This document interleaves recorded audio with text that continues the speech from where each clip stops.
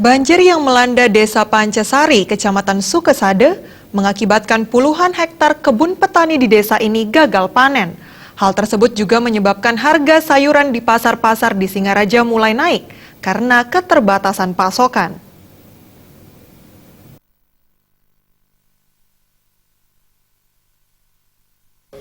Salah satu pedagang Made Sudeni mengatakan harga sayuran yang merangkak naik mulai dari kol yang semula Rp8.000 kini menjadi Rp12.000, wortel kini sudah mencapai Rp8.000, kentang mencapai Rp10.000, seledri yang mulanya Rp15.000 kini sudah mencapai Rp30.000, sementara harga sayur mayur lainnya seperti kubis, sayur hijau, brokoli, bayam, dan lain-lainnya pun terpantau stabil.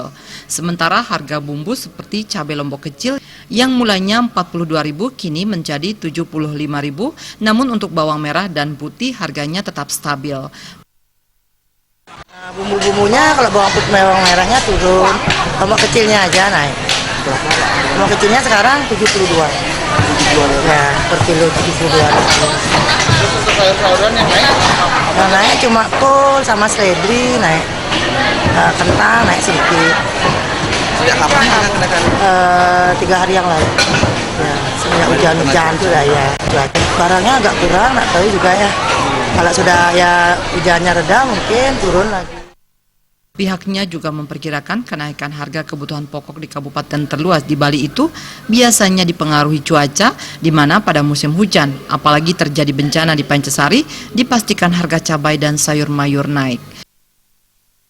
Komang Yuda, Bali TV.